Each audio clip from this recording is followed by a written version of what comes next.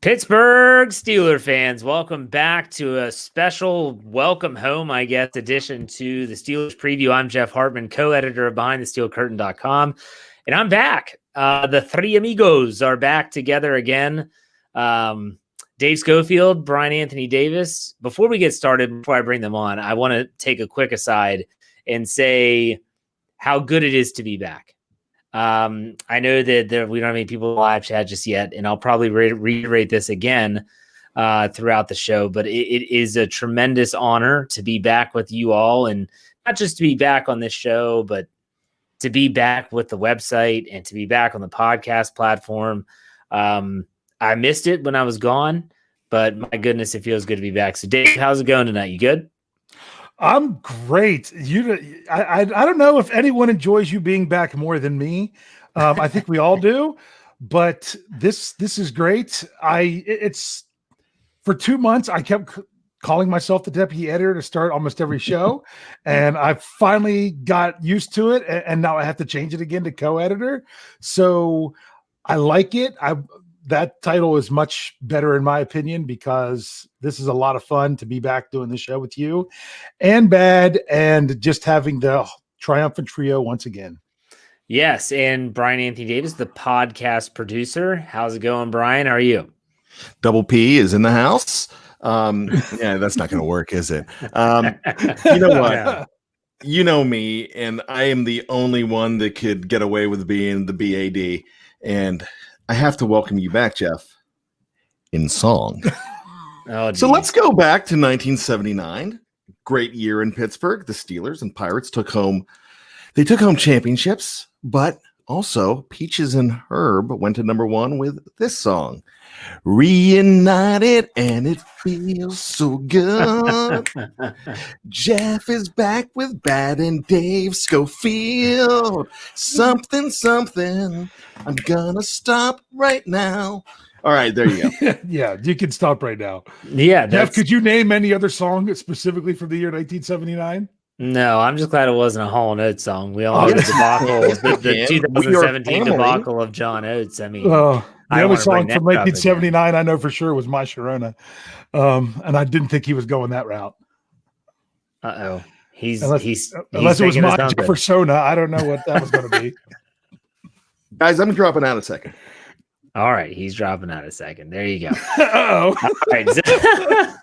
I don't know what he's going to come back with. This can't be a good thing. I don't know. Cannot. Well, let's talk about this, the Pittsburgh Steelers, shall we? Now, before we get any further into this discussion, I want to let everyone know, wherever you're listening, whether you're watching on YouTube, whether you're listening in audio form, we have a whole new platform. It's basically the way of putting it. We have a whole new platform. The audio side of things, you can get podcasts, whether it's my Let's Ride in the morning. We're doing multiple shows a day. So make sure you're following us on our audio platform, anywhere where you listen, Spotify, iTunes, Google Play, Stitcher, Anchor, you name it, even Pandora. I found that out again. Double check today. I was making dinner. Go to Pandora, search Behind the Steel Curtain, and you will be able to find all of our podcasts right there. So even if you're someone that's like, I don't have iTunes, I don't have Spotify, if you have Pandora, even the free version, you can still listen to our shows.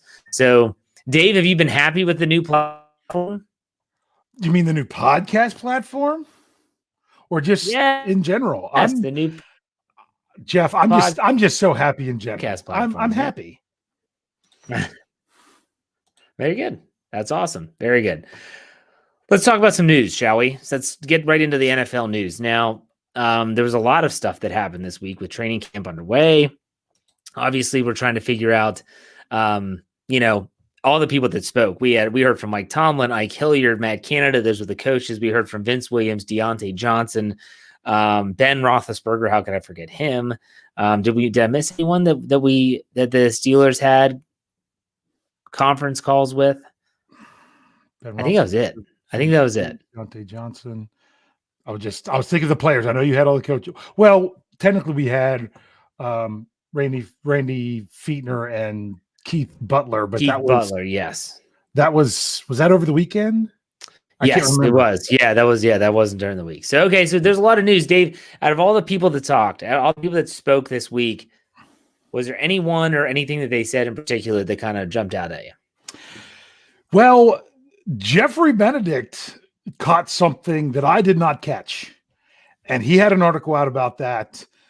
And it was, although, a lot of people were speculating how much Matt Canada is going to be involved in the Steelers offense this year, and largely debated both on our podcasts and on the website. Some people think he has more, some people has less.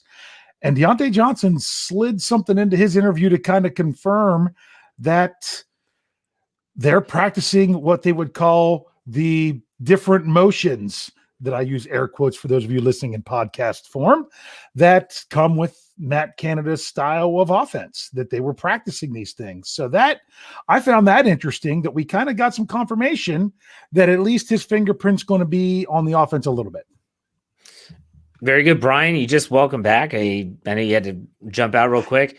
Basically, the question I asked Dave was, out of all the people that spoke this week, the players, coaches, you name it, was there any one person and anything that was said that kind of jumped out at you? Now, Dave brought up the fact that Jeffrey Benedict wrote this article for the site today on how Diontae Johnson kind of hinted that the Matt Canada effect with motions and pre-snap movement is coming to Pittsburgh. Outside of that, is anything that kind of sparked with you at all? You know what? It's not as much as what everybody said. It's about what everybody did. And, we've talked in the past about Team Kumbaya. We talked about how united this team is. And look, I'm looking at the fact that the Steelers are 1/8 of the league. 1/8 of the teams did not have anybody leave because of COVID. I have no problem if you do drop out for the year because of that, put on the list. But it just seems like everything that I'm hearing and every interview that I'm listening to, I'm just hearing men on a mission. And it just seems like they're staying the course. Their eyes are really focused. And so that's what I'm pretty excited about. If I was going to point out one more thing that I heard this week that I thought was refreshing, was the whole Eric Ebron, his connection already with Ben Roethlisberger, staying at his house and taking care of business that way. Getting on the same page. Antonio Brown was never invited to was only invited to Ben's house once, and Eric Ebron. Ebron's there. Can I say something about that real quick? Because I said something about this to Michael Beck, and he asked Jeffrey Benedict this question that I asked Michael last night. Although Michael doesn't have any kids, so it doesn't matter. But if you're at home, we're family guys, we have kids. Would you let someone like Antonio Brown in your house for an extended period of time around your young children? That's a good question to ask. Hell no. Well, hell no. Oh my gosh. Tom Brady did, but that house is probably so huge that it was in another zip code. Oh my gosh, Antonio Brown. We'll talk about Antonio Brown a little bit later in the show. I have to be honest that in this stage of the game where we are in terms of this weird training camp where, and I don't want to promote my morning show, but tomorrow, this is recorded on Thursday night. Of course, you're going to promote your morning show. Come on, Friday morning. Let's ride is 5 reasons why fans will really miss this. It's just such a weird and different training camp. And one of them is that we're not going to get the news the same way. Everyone's getting the same exact quotes, the same exact transcripts. It's really awful. It is the world that we live in. I get it. I'm not trying to change that. I'm just stating that the fact of the matter is that it's just strange. But anyways, when Ben Roethlisberger speaks, to me, everything is noteworthy. He does do a lot of coach speak, but I have to be honest, for me, I love the fact that he said he was nervous. If he's nervous in front of the media, I guarantee you he's kind of nervous to get back. Now, some might say, well, I hope he's not too nervous that he's jittery in a game because there's no preseason. There's no warm-up games for Ben. It's going to be right into week 1. But you guys buy into that nervous talk, or do you think that it's just Ben being Ben? Bryan, we'll start with you. Ben's always going to be Ben. He's downplay Ben. He's like, shucks, I'm nervous about this. And how confident that man is. It's Ben talk. I mean, you can put, I saw on the internet where they did a Mike Tomlin, a Tomlinism, translator. You could really do a Big Ben translator. And it's as simple as like, yeah, I'm really nervous about this upcoming season. I have a lot to prove. It's like translation, boys, I got this. I'm just doing the aw shucks, playing it for the crowd. Yeah. Dave, what about you when you heard Ben talking about the nervous stuff? I don't think he's nervous in the way that we think of nervous. I think it's just, it's that excited nervous, if you know what I mean. I don't think he lacks confidence or anything like that. I think it's just a different feeling for him that he doesn't know how to describe otherwise, because he's never been away from the NFL game for as long as he just was. Yeah. So I don't, maybe nervous isn't the best way to describe it, but I don't know if he knows any other way to describe it. So I'm really happy to see him ready to get out there. And he really seems renewed and refreshed, in my opinion. I think so. And, there was I think I wrote an article for Behind the Steel Curtain about how, I think it might have been a comment about how he should be rejuvenated mentally too. I mean, he's had a break, his knee should be able, and it was kind of poo-pooed in the comment section and said, old man time doesn't lose any battles, which is true. No one's debating that. But at the same time, you can't tell me that a guy that's been as banged up as Roethlisberger has his entire career, taking almost a year off, and I know that he had his surgically repaired elbow, I'm not downgrading that it can't be helpful. And the fact that he came back and he said he wants to win multiple championships tells me that he wants to be there, that he still has the desire to win, because he could have walked away. He could have said, you know what? I've enjoyed my time home with my kids. I want to be there. I want to watch them grow. He didn't. In the middle of a pandemic, he said, I want to come back. And he started working out and all that stuff. Let's get to some live chats here before we I just want to let everyone know, on my computer screen, really behind on the live chat. I'm watching on my phone and trying to keep up. Almost Sean, 5 minutes back. Almost, yeah. So I'm doing the best I can. For the longest time, I was like, this is awful. I'm so excited for this show, and no one's here to watch. I thought you all were playing like a mean trick on me or something. Like, oh, Jeff's gonna be back. Let's not have a live chat tonight just to mess with him or something. Jeff, what you don't understand is you're not even back. All right, so Sean Manahan's $2 in the tip jar. Let's see.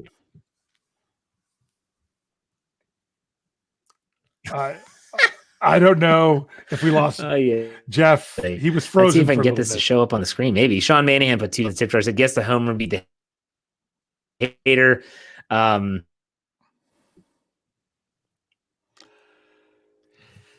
think we're having trouble with Jeff. Yeah, I think we are having trouble. Am I here? You guys hear me? Now you're there. Yes. So you're trying to say, guess the homer beat the hater. Welcome back, Jeff. So, am I back? Sort of.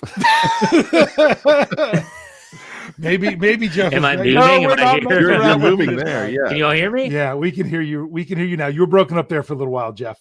So, but we now got the comment from Sean, and we appreciate the $2 into the tip jar. Good. Well, and let me just say real quick, because I had a lot of people on Twitter, I had a lot of people on even Instagram that follow me on Instagram saying, what's going to happen with I want to say something really quick. I know Lance stepped down just as I was coming back, and I want to thank Lance Williams for a lot of different reasons. When I started podcasting, I was by myself. He was the first, when I started doing Steeler podcasts, he was the first podcast partner I ever had. Never talked to the guy once before we went live the first time on Blog Talk Radio. And because of that, it was a work in progress, but we got really good. We had a really good relationship on the air. He taught me a lot because he has a lot of experience with podcasting. I wish Lance nothing but the best. I thank him for all his help that he has given me throughout the years. Trust me, I appreciate everything that he's done for me. I don't want people to draw conclusions or anything like that. It is what it is. I wish him nothing but the best moving forward. If he podcasts again, that's awesome. If he decides just to enjoy the Steelers season, I get that too. But I want to make sure we I thank him for that. And Now, Jeff, Brett, yeah. no, wait, before you bring it up, there was some comments that haven't showed up here yet for us to click up there, but I want to share them with you now. Sure. Is that they said, yes, Jeff, thank you for sending off Lance, but you should have sent his internet connection along with him rather than try to keep it. So I get it. And Brad Jewett, he put $4.99 in the tip jar, said, welcome back, my guy. Brad, thank you very much. I appreciate it. It feels really good to be back. It's the best way I could put it. I mean, from writing articles, it just feels natural. The site's working at a ridiculous clip. So our podcast platform, Bryan will tell you, is doing really, really well. So that's awesome. So, okay, let's get to the topic at hand. Diontae Johnson. This was an idea that I had, and Bryan was kind of like, let's do this for the preview. So I think from a skill perspective, Diontae Johnson can be comparable to Antonio Brown. I first want to talk about that aspect of it before we move on to the second part. Okay. Dave, I'll start with you. Would you agree that Diontae Johnson's skill set is comparable to Antonio Brown? Even if you want to look at it parallel with that point of their career. You know, Diontae Johnson's going on into year two. Year two was when Antonio Brown started to see an increased role. What do you think, Dave? Yeah, this was one of the things that we were told about Diontae Johnson whenever he was drafted. And don't even get into that whole thing about when you hated his guts. You hated his guts. Because I was just like, who is Diontae Johnson? And Jeff's like, the wide receiver from Toledo. And I'm like, oh, the wide receiver from Toledo. I know what you mean. You know, because I come on, Diontae Johnson is not like the most unique name you've ever heard before. So, but I remembered that there was a receiver from Toledo. But with the Steelers having two picks close together, I was like, did they have to take him at this one? And then we found out later, yeah, they did. So, and he had a very similar skill set to Antonio Brown. And a lot of people and it's not just coming out of the MAC. It's not just that. That's what was going on. Just the way that he gets separation. I mean, there's been multiple times it's been brought up about him having numbers wise one of the best, getting separation of any receivers in the NFL. So that's part of the same skill set. But if you look at it, if you want to compare year to year, then you're already looking at that he's ahead of the curve. But because of that slow first year that we had as Steeler fans, seeing Antonio Brown as a rookie and not even knowing if this was a guy that was going to stick around or not, it's I don't know if you can really even count that. But yes, absolutely, same kind of skill set. Just we can't crown the guy until he comes up with those other accolades on the field and those other numbers on the field, but definitely a very similar style. You want to crown him? Crown him. That's what I said. No, but Bryan, Dave did a good job of talking about statistically and the accolades that Antonio Brown was able to rack up. I want to know, in your opinion, the skill set, his ability to move in space, his hands, his route running. When you see Diontae Johnson, do you think Antonio Brown, or do you maybe think someone else? You know what? I do think Antonio Brown. Because one of the reasons that he was drafted when he was in the very top of the third round, I mean, a couple picks in the third round in 2018, 2019, the reason he was drafted was because of his comparisons, because of the yards after the catch, because of the fact that he had deceptive speed. He didn't have blazing speed, but he had that kind of feel that Antonio Brown did. There was another guy that they came very close to getting, but did not, because he was picked maybe a couple picks before to the Seattle Seahawks. It was DK Metcalf. Completely different receivers. This guy was 6'4". Diontae Johnson is 6 foot, or maybe 5'11" or 6 maybe. foot. So, somewhere around there with heels on. But my thought was, at the time, as much as everybody would have been, if DK Metcalf was sitting there, everybody would have been up in arms, because I don't think they were going to take him. I think Diontae Johnson was their guy all along. I really think this is the guy that they were bringing in because they saw the same intangibles that they had in the guy they were replacing, but they felt a whole lot better about him. And he was in a situation where he did not have to be the guy, just like Antonio Brown did not have to be the guy in 2010. However, Antonio Brown never had to become the guy in 2010. Diontae Johnson kind of did, because Juju was hurt. You know, you had James Washington there. They kind of led the team together as far as that goes. DJ had maybe more catches. You know, James Washington had maybe 30 more yards, but Bruce Arians in Tampa, and James Kelbaugh just brought it up, and this was something that I was going to bring up as well. He wanted him really bad, and they knew that you take him now or you're not going to take him, because scouts scout. We don't. We read names that Mel Kiper and Schefter and all these guys put out on a sheet and talk about in mock drafts, and all these guys that are going to go high.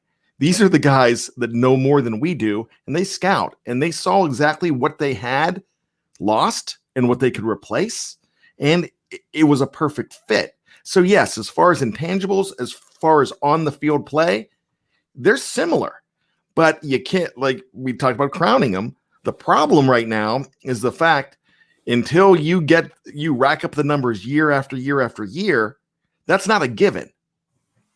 But right now, it looks similar. It looks like you could get that production, and he could be the number one guy. Can I jump in with one thing just to clarify a number? That would be 5'10" for Diontae Johnson, which is exactly the same as one Antonio Brown. So which of course is way lower than DK Metcalf. And a lot of people, when the Steelers made the pick, that was one concern they had, is we needed a big receiver. Why are we getting a little guy like this? So I heard that from fans all over the place, but they got their big receiver this year. Do we have Jeff with us? He looks like he's contemplating. I wonder if he's lagging, because he looks like he's waiting for us. I'm here. We got a Jeff giggle, so that's good. No, oh, geez. All right, you guys have me? I apologize about this. Yes. Can you hear me okay? The only question is how long that yes is taking to come through. An 11 season, which is Can you hear me? Yes. All right, good. 2 questions for you guys. The first question is that Antonio Brown in 2011, he played in all 16 games, had 124 targets, 69 receptions, 1,108 yards receiving. That was his breakout season. That was his second year. In his first year, he only played in 9 games. Didn't really touch the ball much, was a special teams guy. My question was that if Diontae Johnson would have had Ben Roethlisberger at quarterback in 2019, now last season, Johnson had 16 games, 92 targets, 680 yards, 5 touchdowns, 11.5 yards per reception. Do you think that with Ben at quarterback, he would have been similar to those numbers of Antonio Brown in 2011, Bryan? Actually, no, I don't. I actually think that he would have been used less with Ben Roethlisberger his rookie season. You need to build a rapport a lot of the times with Ben Roethlisberger as far as things go.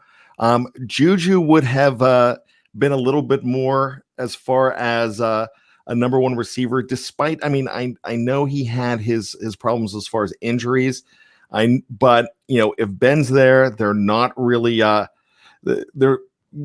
not really worried about the running game as much, and you're not, it's just one of those situations that I think Juju would have had a better season. James Washington might have had a little bit better of a season, and there's sort of like a pecking order with Ben, and he would have probably come on later in the season, the second half of the season, but I don't necessarily know if that would have happened with Ben last year. What about you, Dave? What do you think about that? I'm going to somewhat disagree with Bryan. I don't think he would have gotten to that level. I still think that he would have possibly had more production, because we have to remember about the time that was missed by other receivers, that Juju missed games. It got to a point that even if it was Ben, he was going to have to throw to somebody, and Diontae Johnson was out there doing it. So I think that he would have had more numbers than what he ended up with, but I don't think it would have made it all the way up to those numbers that you said from Antonio Brown's breakout year. I think it would have been close, but I don't think he would have gotten to, we're talking over 1,000 yards and 124 targets is a lot. Although he did get 92 targets with Mason Rudolph and Devlin Hodges. Here's the second question. A lot of people in the live chat, which I'm not looking at right now, said that Santonio Holmes comes to mind more than Antonio Brown when they're looking at a comparison to Diontae Johnson. I have actually thought about this before, and I think it's valid. Dave, you agree with that comparison, or do you see more Antonio Brown? No, I could get on board with that. The thing is, I mean, we could compare these guys, but when really it all comes down to it, the best person to compare Diontae Johnson to is Diontae Johnson. He just needs to be the best Diontae Johnson he can be. He shouldn't worry about replacing AB, just like with Juju. He doesn't have to come in and be the Antonio Brown. He needs to be Juju Smith-Schuster.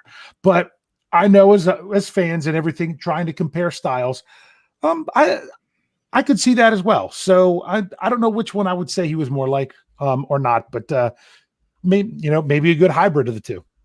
But you, Bryan, thoughts on that?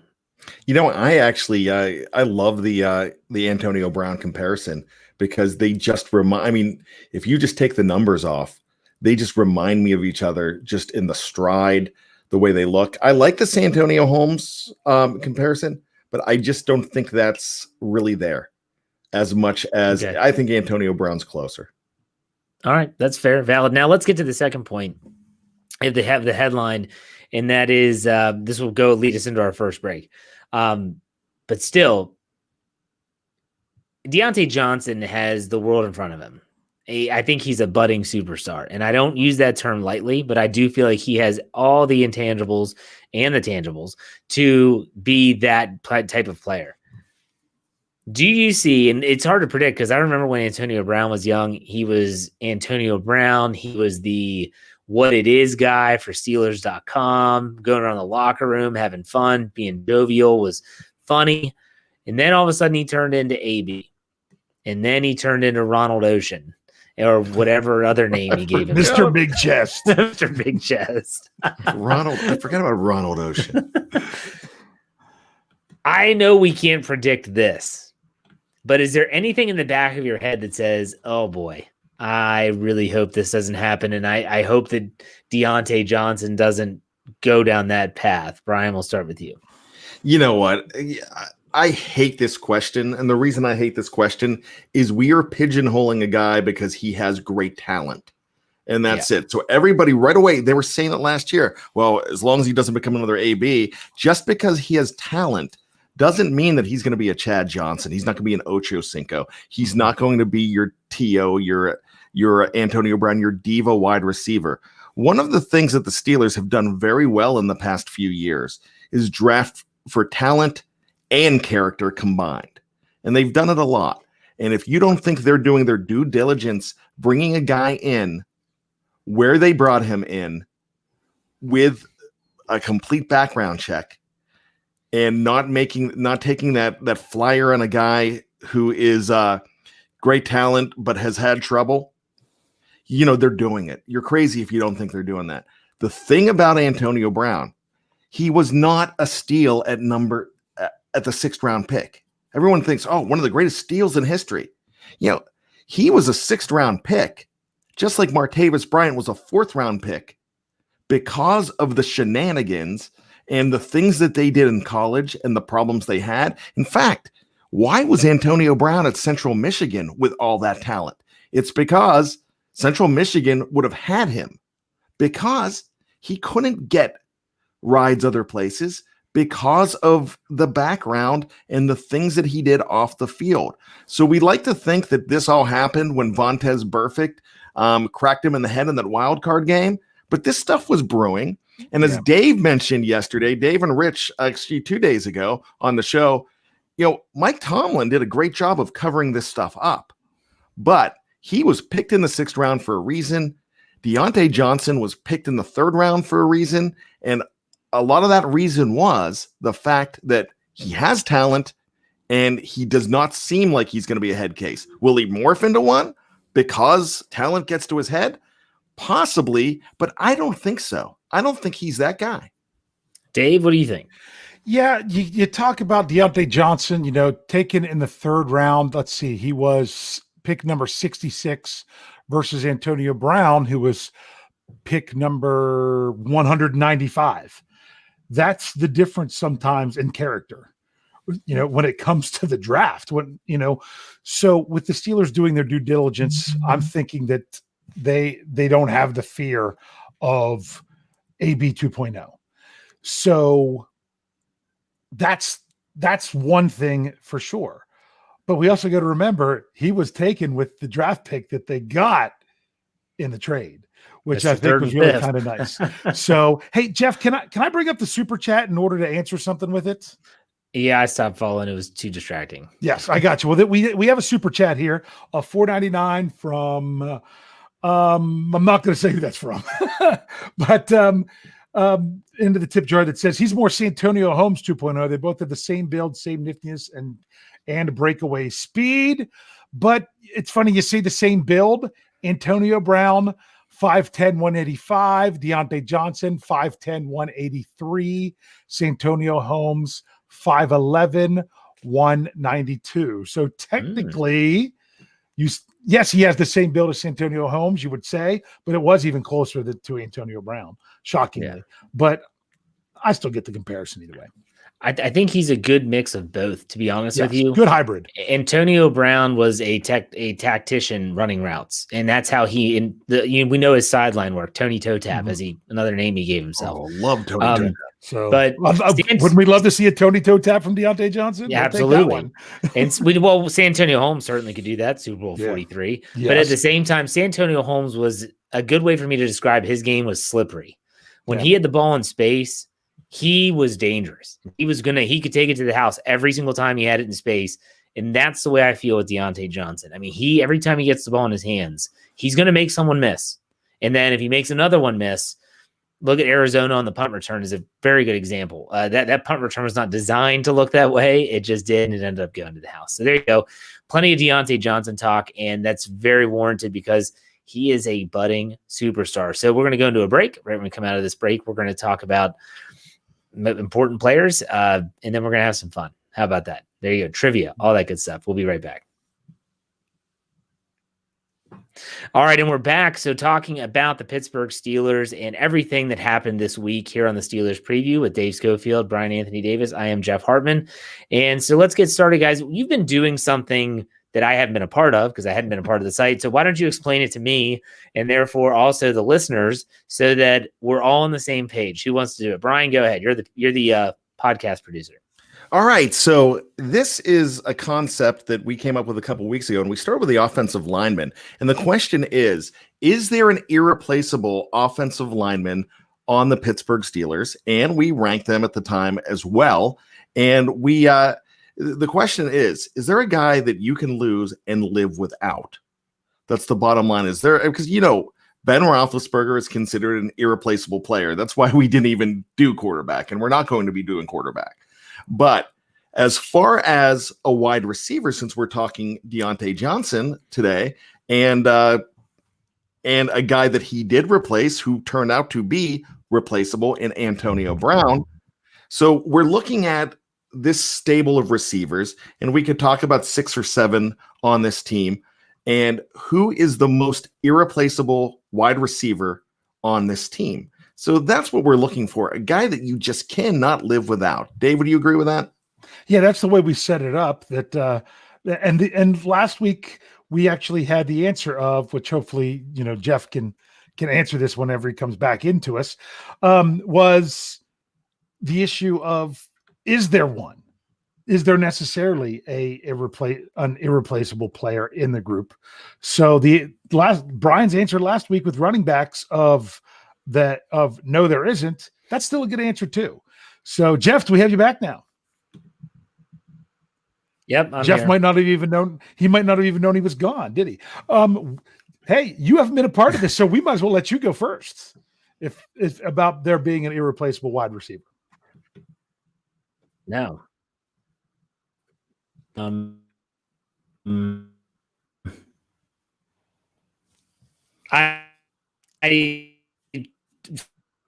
me, you look at this group, and I think they have a lot of potential. He is the most seasoned veteran of the group with Roethlisberger in terms of they've produced before, they have a connection.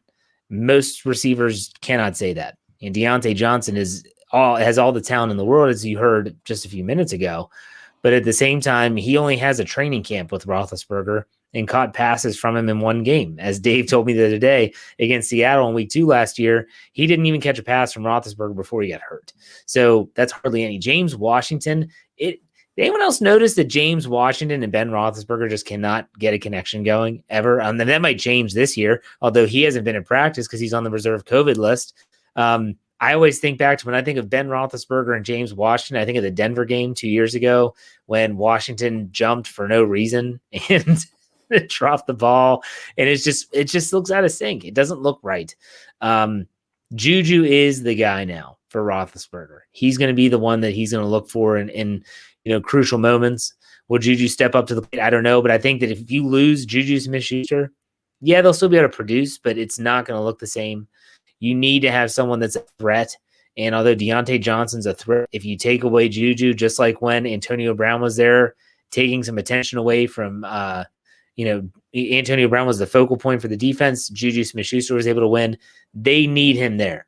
That's my opinion. That's my irreplaceable receiver. Who do you have, Bryan?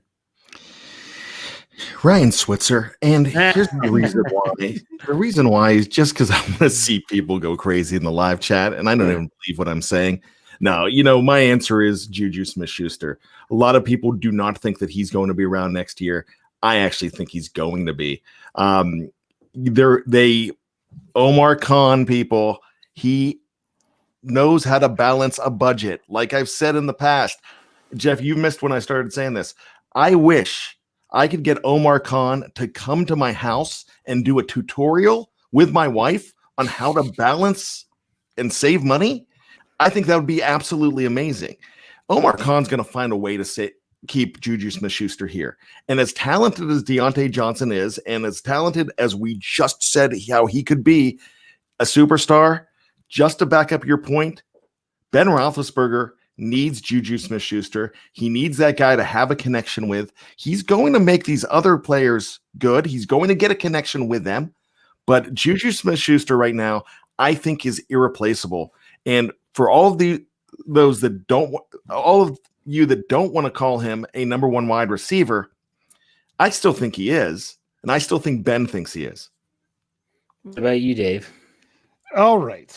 Well, this is very interesting because Chase Claypool is going to be the wild card here. And just so you know, just to kind of address something that Bryan said about, Omar Khan and working his magic, for those of you that are out there that are kind of hoping that the NFL fails and that they don't have a full season and things like that. Unfortunately, there are people that are like that out there that are very pessimist. That's going to kill the salary cap. That's going to have it at that $175 million floor. If they have a full season and they can still generate revenue, it could be higher than that. And that is better for teams like the Steelers that have a lot of players that are not under contract after this season. So just remember that when it all comes down to it, that if there's no season, then some of your favorite players are not going to be back next year because of the salary cap situation. Moving on from that, my answer is this. With Chase Claypool being someone who could be put in this group, is that I feel that the Steelers, now if it's for the full season, it would be tough. But if it's just temporarily, the Steelers are set up in a way that they could lose one of their main three for a couple games and still be fine. And the main three I'm talking about is, and this is just receivers. I'm not talking with tight ends, because then if you throw a tight end with this, it throws it off as well. But Juju, DJ, JW, the three of those. If you lose one, you could get by for a little while. If you lose two, you're in trouble. The Steelers have set up their team, just like with the running backs, young guys, rookie deals, not investing a lot of money, because when you lose someone like that, they saw what happened when you didn't have Mr. Third and Fifth, when he was there sucking up all the money. I mean, even how the offense looked different in week 17 when he went AWOL for the week. That you don't want to depend too much on that one player. And I think they've intentionally done that to where there's not one person that they couldn't just end up parting ways with and still being okay.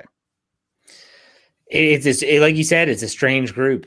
Chase Claypool, no one knows what to expect from him. Again, I talked about this on my morning show that's going to run Friday morning, and that is I'm going to miss the preseason and I might be in the minority, and that's fine. I'm going to miss seeing the progress of some of these players, whether they're new players to the team like Wisniewski, Ebron, Watt, Wormley. I'm going to miss seeing rookies get significant playing time, because outside of Chase Claypool, does anyone see any rookie seeing significant playing time this year?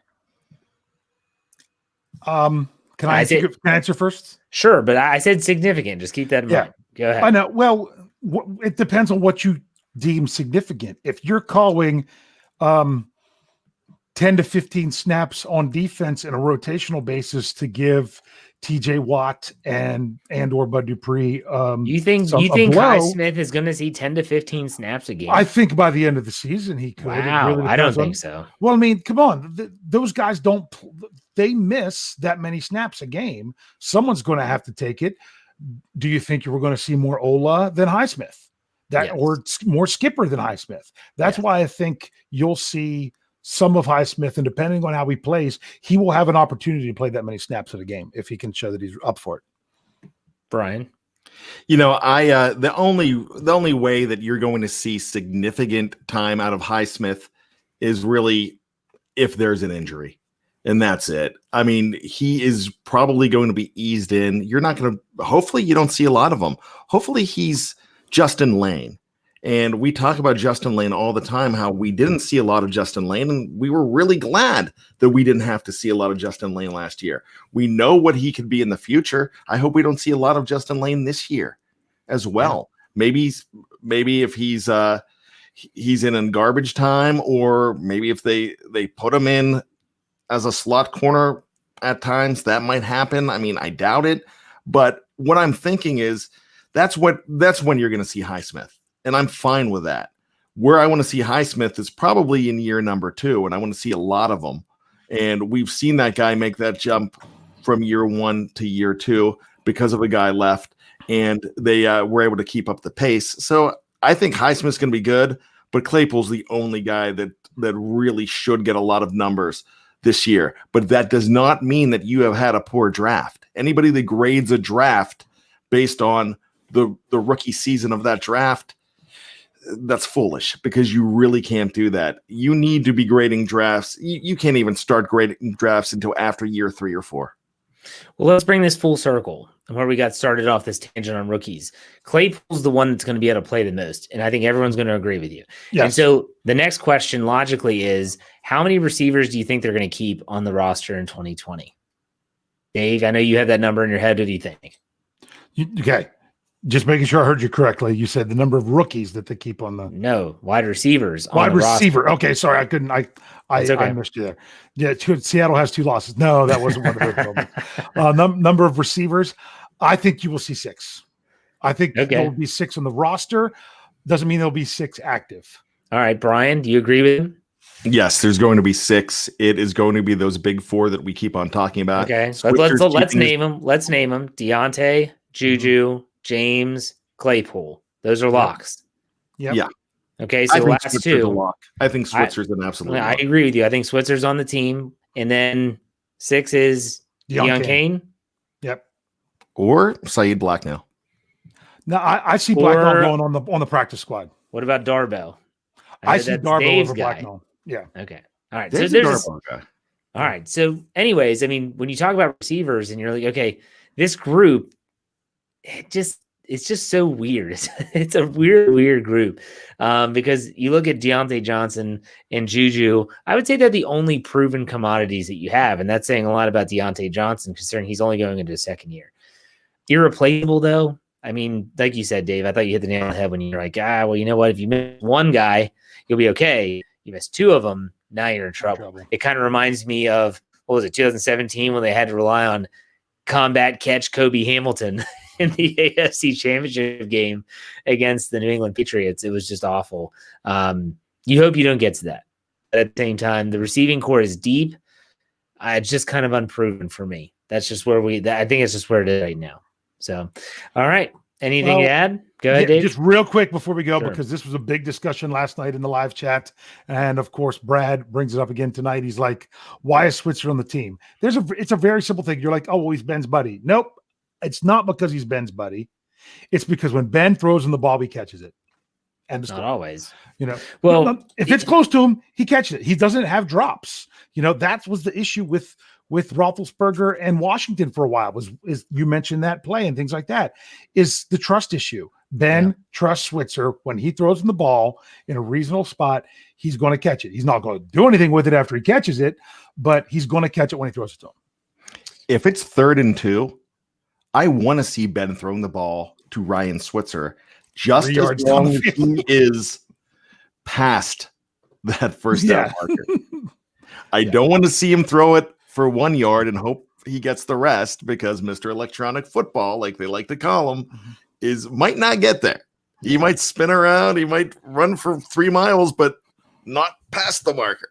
But yeah, I think he brings something different to the table. I think he brings something to this team, and I think he's a guy that could come up big. Hey, remember, he came up big for them. He helped them win the Jacksonville Jaguar game just by almost getting decapitated in the back of the end zone. That's true. And he did. I mean, they could have called 3 different penalties on that same thing. They could have called it, a hold, illegal contact, a face mask. He could have been a bunch of different things. If he doesn't win the special teams job, I don't think his spot on the team is a lock. No. For instance, this goes to running backs now, and we're getting into a whole prediction piece here with Kareth White. If he makes the team as a special teams guy, then is Ryan Switzer expendable? Do you want to keep a guy like Darboh and Kane over Switzer and Kane? These are things that we'll probably talk about more as we get closer to actual practice on this. Is it the 17th, Dave, of August? Are you talking about practice?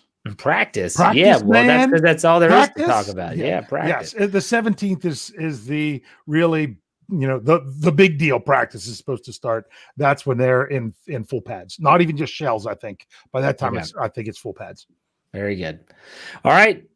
It's been a while since I've had to put this on, but I'll put the old dunce cap on as the idiot of the group, and we're going to do our trivia section. I don't have a trivia question. I do, unless I do as well. Unless I can think of one off the top of my head, which as of right now, probably not. Dave, you're the usual wizard. Why don't you go ahead? Well, I'm going to ask a question. I'm going to give you a very Michael Beck-esque follow-up question. And that is this. In the Bill Cowher, Mike Tomlin era, how many Steelers wide receivers that played for either coach? So even if it just they could overlap coaches, or even if they played some for Coach Knoll, but they overlapped into Cowher. How many Steelers wide receivers do you think played for 5 seasons or more in Pittsburgh? Okay. So let's see here. When's the time period again? Anyone who played for Cowher or Tomlin. So it doesn't have to. They don't have to overlap. No, they don't have to. What I'm saying is, there's at least one person on this list that played for Knoll and then Cowher. So, yeah. As long as they played for Cowher at all, meaning I wasn't going to say, oh wow, they only played 1 year for Cowher, they played 6 years for Knoll. I'm not going to count them. Just anyone in that time frame who their career in Pittsburgh ended after 1992.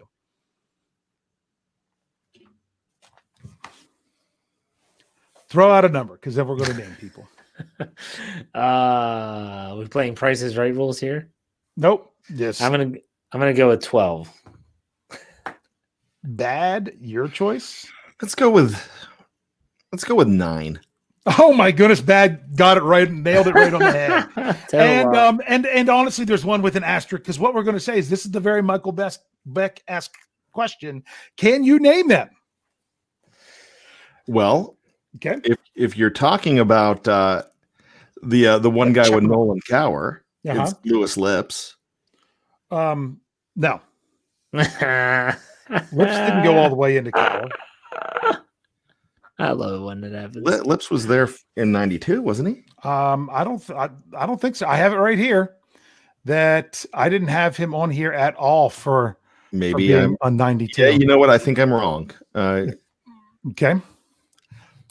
But so we're talking 5 seasons. Yeah, Hines Ward. Hines Ward is the obvious one, because that's 14, 98 to 11. Okay. Santonio Holmes. Santonio Holmes, no, he only played for 4 seasons. Really? Huh. How about that? Yeah.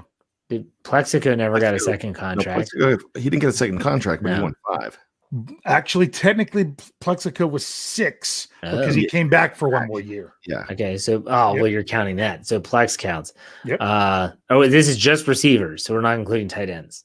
Yeah, just wide receivers. All right. So we've got 2.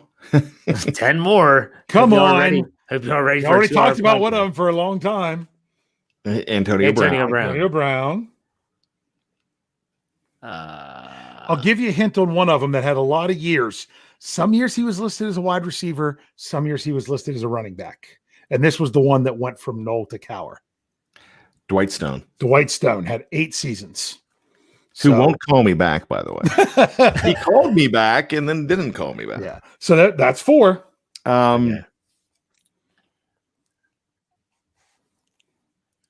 This is ridiculous. I don't know. If I put it up, there you go. He had 6 years, 92 to 97, Thigpen. So you have one more person who had 6 years, and then the 3 that had 5. The one that had 6 years, I'll give you a hint, was from 91 to 96. Ernie Mills. That is correct, Ernie Mills. Okay. Then you have 3 guys that are 5. To help you with it, I'm going to give you the years. Let's go 2014 to 2018. DHB. That's correct. Darius Haywood Bay. I was about to say him before you said that. How about a former first-round pick from 94 to 98? Charles Johnson. Charles Johnson. And here's the one that I thought was the most difficult one. Although he was drafted very high, he did not play very many games from 97 to 2001. Is a second-round draft pick. In 1997, he was a second-round draft pick. Pretty sure it was second round. Yes, second-round draft pick. Oh, Will Blackman. Blackwell. Will Blackwell. Okay. And that would be 9. Gosh, I don't know how I pulled that one out. So the Steelers don't give guys, wide receivers, very like second contracts and things like that. They don't have very long careers in Pittsburgh ever since going back to the Cowher era. I was surprised it was so few. Very nice. I have a quick 2-part trivia question, but it's going to be a lot quicker than that. So who was the last Pittsburgh Steeler wide receiver to lead the team? Holy smokes. Shout out to Airbud Michael Beck. Sorry. To lead the team in receiving yards to not have been drafted by the Pittsburgh Steelers. Ooh. Say that again, please. Who was the last single season leading receiver for the Steelers that was not drafted by the team? I have a guess. I don't know if he's the last one. I'm going with Yancey Thigpen. 4th round of the 1991 draft of the San Diego Chargers, Yancey Thigpen. Is that correct? Yes, that is. Nice. Good job, Dave. Now, who was the last number 1 pick of the Pittsburgh Steelers to lead the team in receiving? Ooh. Number 1 pick or Yes. first round pick? The last first round pick. Okay. Let's see who was. Plexico first? I'm going with Santonio No, Holmes. Santonio Holmes. That's probably what it is. Or did he not lead him in? It was Holmes who led the team in 2009. Okay. Because he overlapped so much with. He was there with Hines. I And wasn't he only sure led if he ever led. He only led once, Mhm. but that was with Hines. Now, Plexico and Hines twice were about 5 yards apart. They had 1300 yards and 1,000 yards. 1,300 in 2002, and I think the year before they had 1,000 some yards, and they were only off by 4 or 5, but it was usually Hines leading the way.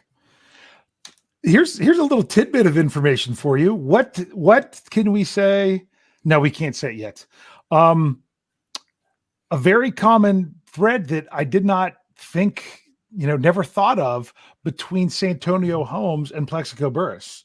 not only were they first-round draft picks of the Steelers and wide receivers, not only did they end up with New York teams right after Pittsburgh, neither one of them, even though Santonio Holmes has a Super Bowl MVP, neither one of them has ever been chosen to the Pro Bowl. Yes, neither one very of them was ever true. Pro Bowlers. That is very true. Yeah, and you would have thought that Plexico would have went with the Giants, but he did not. He didn't. They both were Big Ten. Yeah, players as well, Michigan State and Ohio State. There you go. Jefferson, how you feeling now? I know you don't have any trivia. I swear I'm make awake. sure you're awake. I have a question for you all. It's not trivia. Oh, this good. is literally, I want you to put on your prognostication hat. And we talked about this individual earlier today, and that's one Antonio Brown. If you all were to predict who's going to sign him, what team's going to sign him? I think someone's going to do it this year. He does have to serve an 8-game suspension. He reportedly is not going to appeal. So if you had to guess, who is the team that says, you know what, we're going to take a gamble and we're going to sign Antonio Brown? Brian, who do you have?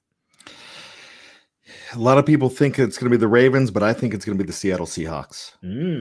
I think Dave? Russell Wilson will get what he wants, and he wants them. Dave, different? Brian took my answer because I actually think that that's an organization and a head coach that is interested in it because they seem to not care if they're bringing a self-destruct button into their locker room. It's not going to be Seattle, in my opinion. Who's going to be? They're going to shock the world. It's going to be the Houston Texans. They're going to come out of nowhere. And there was a little rumor about him a couple weeks ago. That's a good one. And they just got rid of DeAndre Hopkins, and everyone's like, what's this going to be? We know that their coach is not crazy enough to do it. And so I just think, hey, Houston Texans, if you're looking for a different team, I don't think it's going to be Baltimore. I just don't. I don't know. I don't know. Well, and the Steelers won't have to face him then this year because they play the Texans in week 3, and he will be suspended. That's true.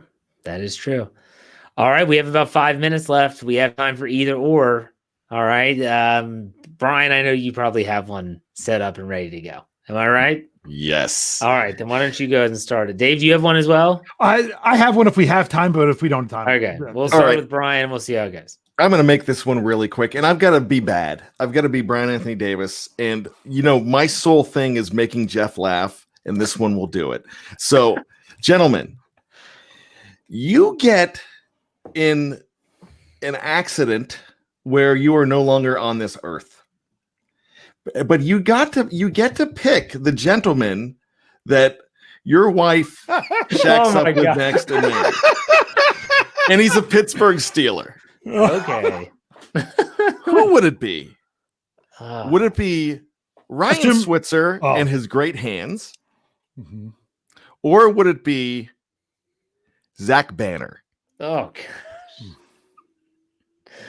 Although Ryan Switzer is married and has kids and Zach Banner is single, that kind of makes it difficult.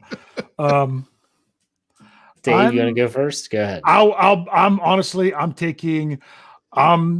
thinking for my wife, the kind of personality of someone that she would appreciate more. She would probably appreciate Ryan Switzer more. Although she does think Zach Banner is hilarious. He's probably a little bit too loose of a cannon with from a moral standpoint for her. So loose of the cannon. Okay. I'll go with Switzer as well. It's a little bit more similarities to me. Gosh, that's a really weird either or, Brian. That is just really strange. What about you, Brian? You pass away. Who you hoping your wife shacks up with? You know what? Both men could not hold a candle to me, so it's either, it's or. She can have them both. She can have them both. Yeah, so it's I would free say love at the Davis Ranch. There you go. All right, Dave, we have some time. No. We have to end on that. There's no way we can top that. What are you going to say? Like, what's your favorite Hallmark movie or something? No. Come on, Dave.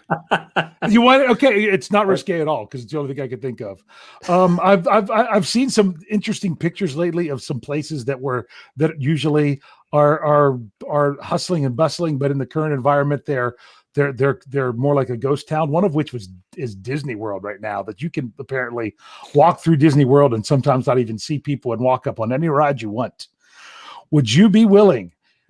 I mean, if you had your choice to go to Disney World without the crowds, but you had to in the squelching summer heat have to wear a mask, including your young children, would you rather do that, or would you rather go when it was cooler but crowded and no other restrictions that you had to do hopefully after we have moved on from our COVID situation? I'll beat the heat. You'd rather go without crowds? Yeah. I have no desire to ever go to that I knew place that was going to be and for anything. But I'll battle. Or think of another place you would like to go. You would battle the crowds rather than have to deal with that. Not doing all that.